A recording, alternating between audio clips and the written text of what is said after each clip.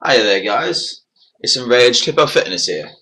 Yeah, so I've had a couple of things that have been on my mind, and I was wondering what to make for my next video. Well, basically, what I thought I'd start to talk about is about supplements. Now, supplements is a really, really big thing. It's like massive. It's basically what makes the industry the most of the money. And I'm someone that has worked in a supplement store. It's been on and off supplements for a number of years. Obviously, know a lot of people, like I'm sure you guys do, who use supplements. And some people spend a lot of money, like a lot of money.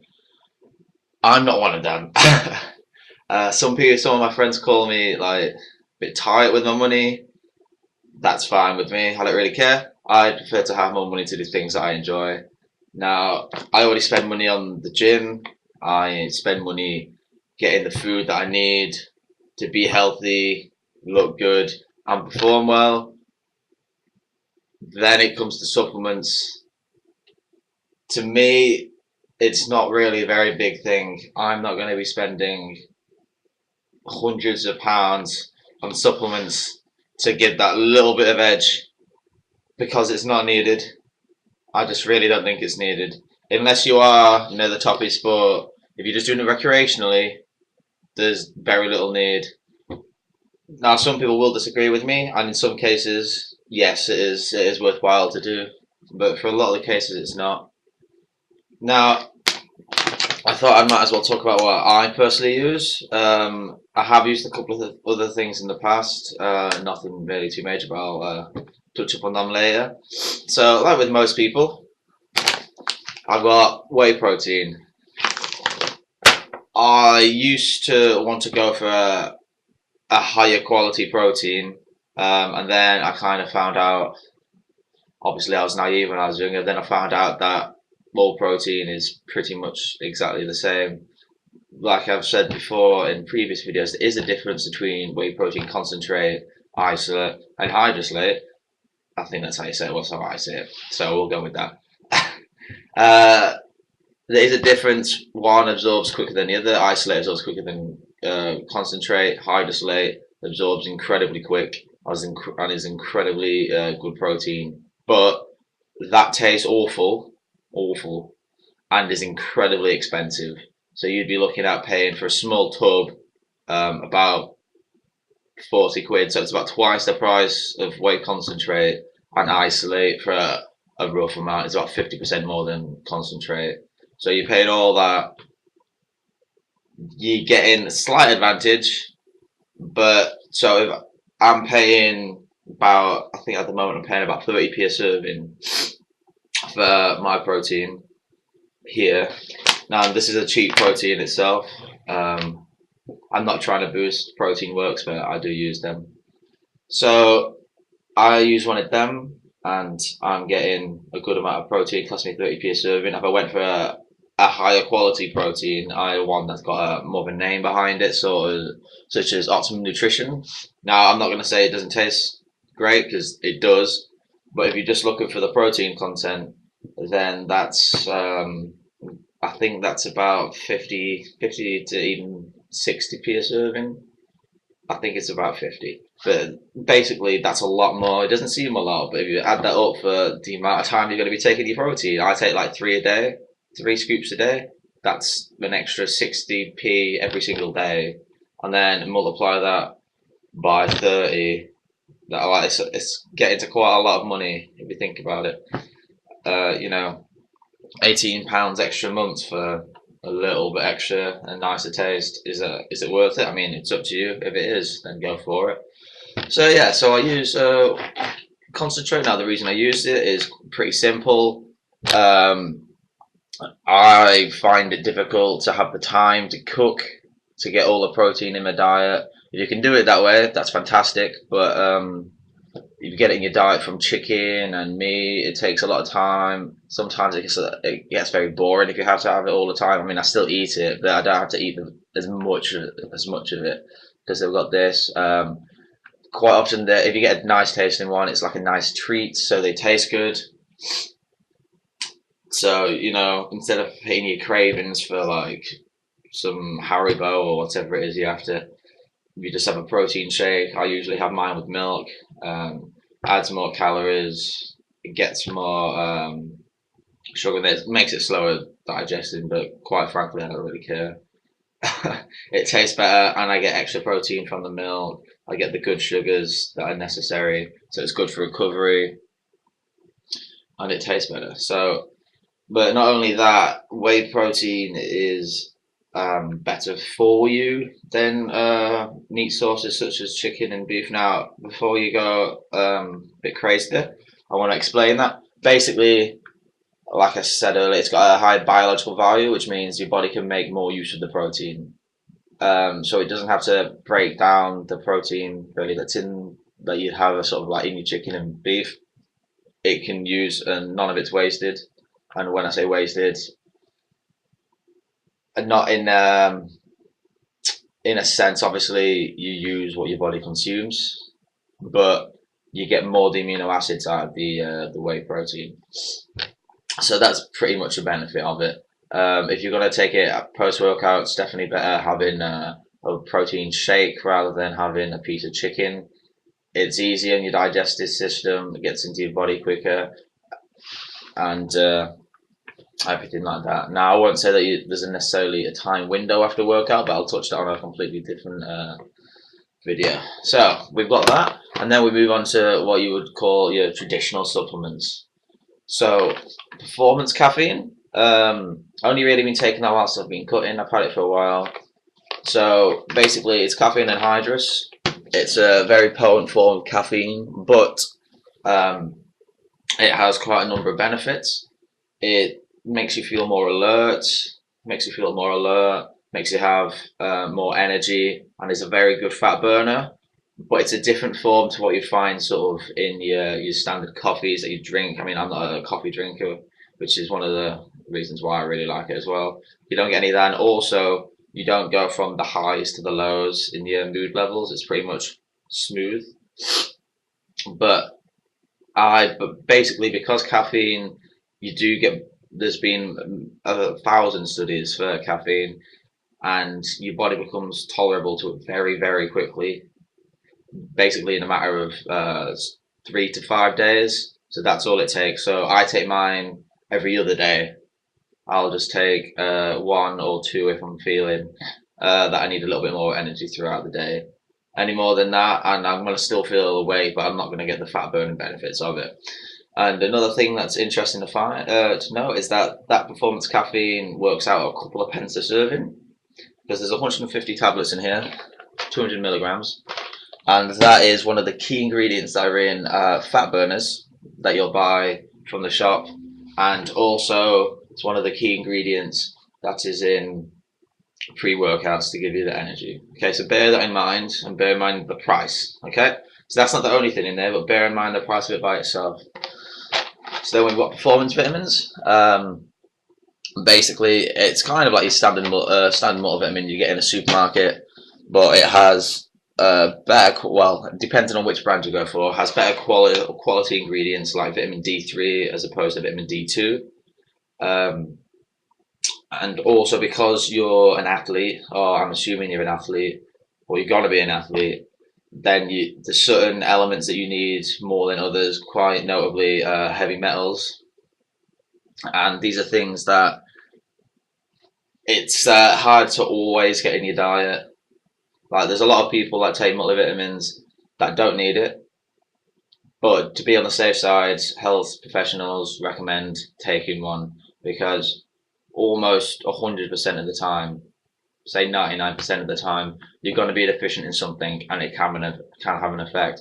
Personally, I decided to take them when I realised that my sleep wasn't going very well. I wasn't feeling very alert, and sometimes my mood levels were quite low. So I mean, I never really bothered to pay all the money to see exactly what was wrong with me, because it's a lot of money, and quite frankly, it wouldn't really be that.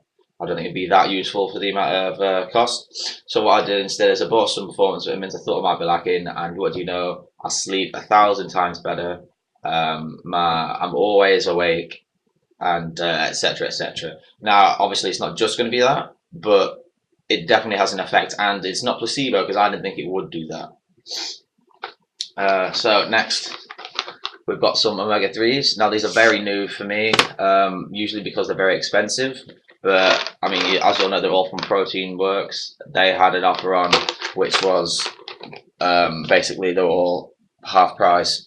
And then not only that, when they sent the stuff, they sent out a couple of free bits by accident, I'm assuming. So I got about 60 to 70 quid's worth of stuff for about £32, and that's going to last me and my girlfriend about 3 to 6 months. So it's very cheap, which is another point to come across, but I'll get to that in a second. And then we've got vitamin D3. That this is from an older order. Just again to point out, so this is 2,500 IU's, and there's 180 soft gels in there. That really wasn't very expensive. That's again just a couple of pence a serving. But the 2,500 IU bit is quite important. Now, depending on whether you're younger or older, will depend on how much vitamin D3 you'll need. Vitamin D3, its main properties is that it's going to help calcium absorption. So though you may be taking your calcium, doesn't necessarily mean you're going to be absorbing all of it.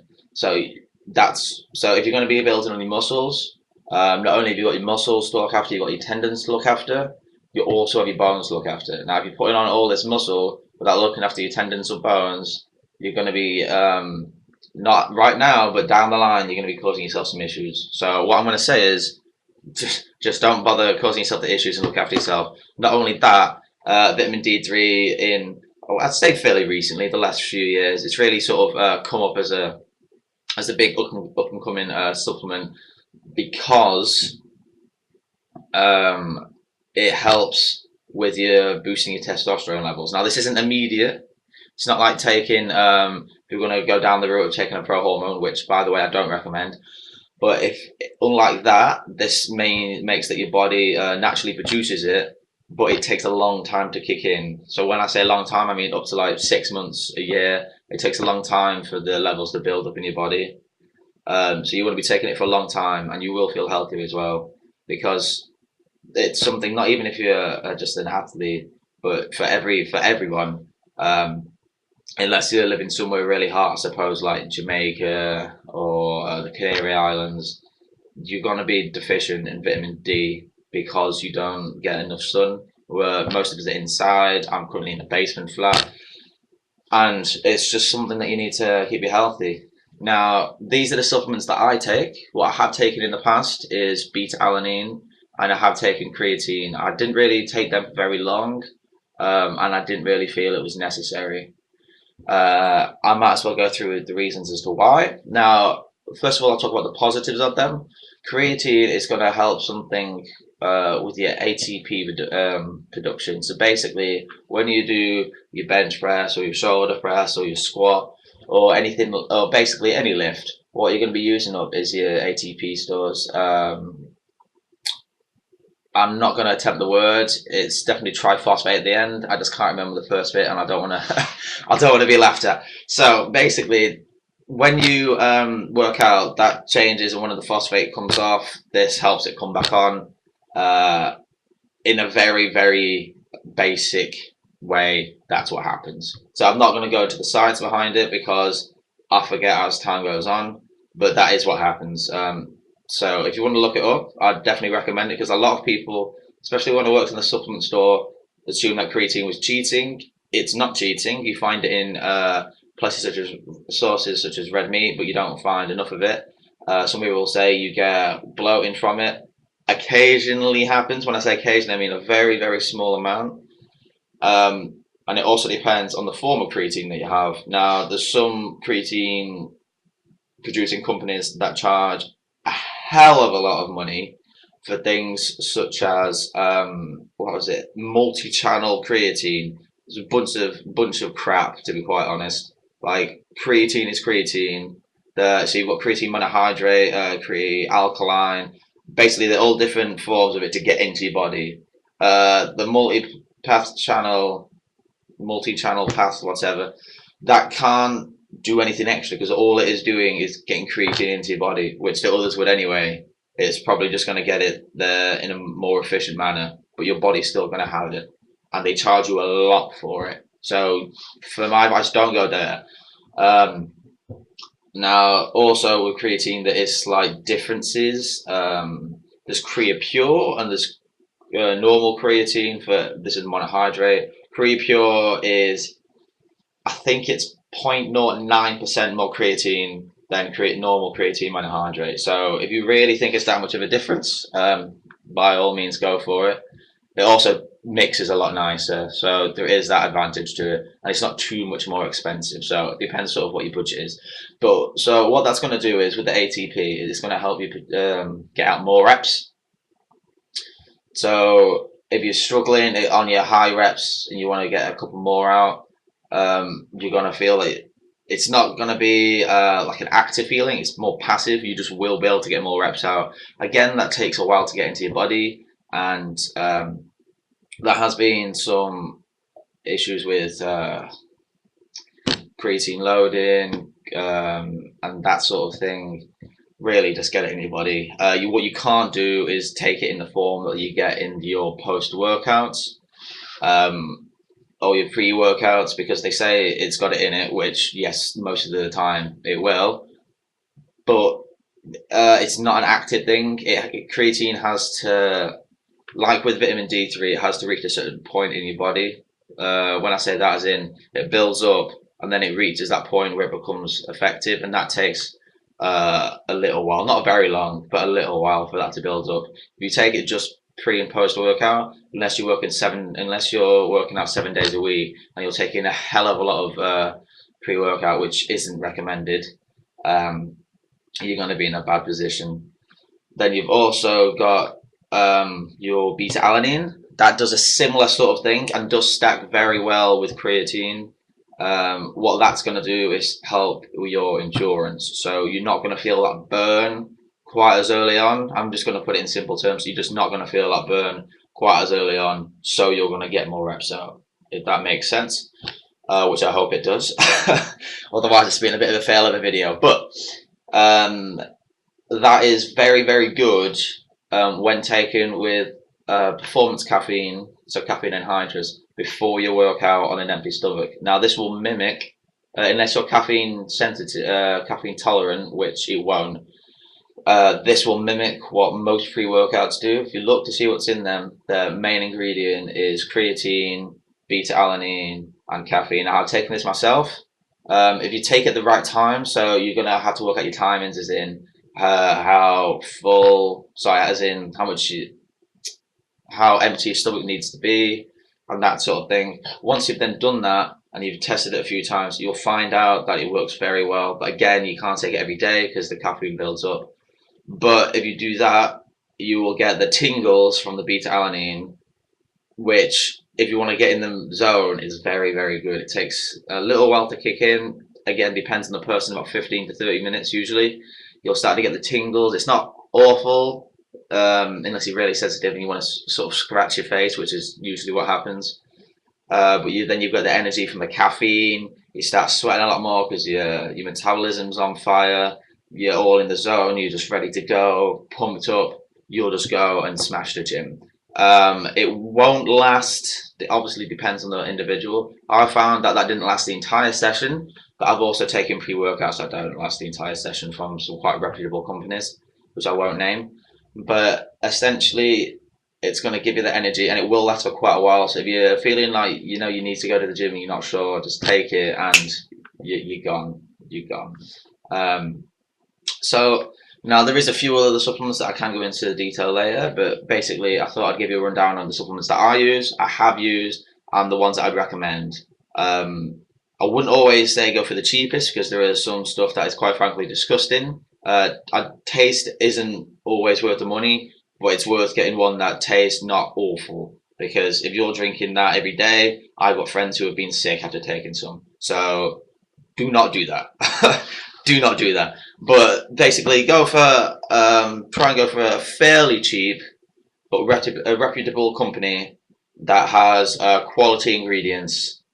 And again, even though I've said this with everything, do your own research. Now, when I say that, I do not mean look online at other different websites.